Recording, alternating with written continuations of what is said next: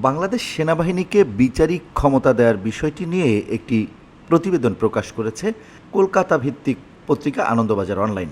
পত্রিকাটির হেডলাইনটি ঠিক এমন: গ্রেপ্তারের ক্ষমতা দখল ইউনূসকে কী বার্তা সেনাদের।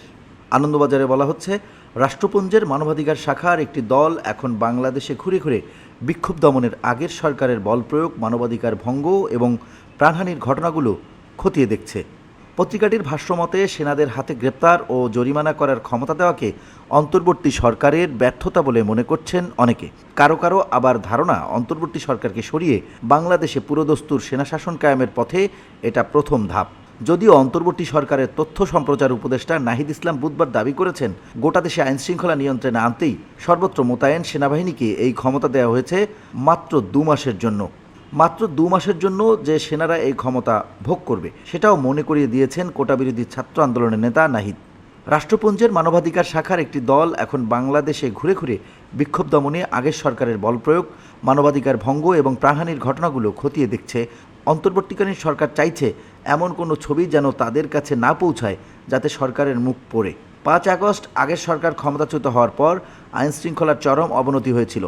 থানা পুলিশের অনুপস্থিতিতে চুরি, ডাকাতি, ছিনতাই, রাহাজানি চরমে পৌঁছেছিল। সেই পরিস্থিতি কিছুটা নিয়ন্ত্রণে এলেও দল বেঁধে সংখ্যালঘুদের বাড়িতে হামলা করা, এগুলোকে সরকার ভারতীয় সংবাদ মাধ্যমের অপপ্রচার আখ্যা দিয়ে গুরুত্ব না দিলেও বিষয়টি নিয়ে উদ্বেগ ছড়াচ্ছে। পশ্চিমা সরকার ও গণমাধ্যমের অস্ট্রেলিয়ার মন্ত্রী ক্রিস বোয়েন 2 দিন আগে বাংলাদেশে সংখ্যালঘুদের উপর হামলা নিয়ে উদ্বেগ প্রকাশ করেছেন। কানাডার এক এমপি এই একইভাবে উদ্বেগ জানিয়ে সংসদ ভবনের বাইরে সমাবেশের ডাক দিয়েছেন।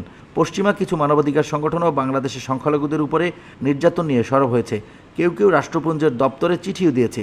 এ মাসেই রাষ্ট্রপুঞ্জের বৈঠকে যোগ দিতে নিউ ইয়র্ক যাচ্ছেন প্রধান উপদেষ্টা ইউনূস। এই পরিস্থিতিতে ঢাকায় থাকা দলটির কাছে ভাবমূর্তি উজ্জ্বল করতে চাইছে সরকার। পাশাপাশি দেশের প্রায় সর্বত্র সুফি মাজার ও বাউল সম্প্রদায়ের উপরে হামলার ঘটনা ঘটছে। মাদ্রাসা ছাত্রদের নেতৃত্বে প্রায় ভাঙা হচ্ছে 400-500 বছর ধরে টিকে থাকা এই মাজারগুলি। ইসলাম বিরোধী আখ্যা দিয়ে সেখানে গান বাজনা বন্ধ করা হচ্ছে। সরকার এই সব বিষয়ে রাশ টানতে ব্যর্থ। সূত্রের খবর, সেনারাও এই সব নিয়ে বর্তমান সরকারের ব্যর্থতায় রুষ্ট হয়ে ম্যাজিস্ট্রেসি ক্ষমতা দখল করল। এরপরে পরিস্থিতি আরও জটিল হলে বাংলাদেশের শাসনভার পুরোটা তুলে নিতেও যে তারা তৈরি, সেই বার্তাই দিল সেনাবাহিনী। এমনটাই বলছে আনন্দবাজার অনলাইন।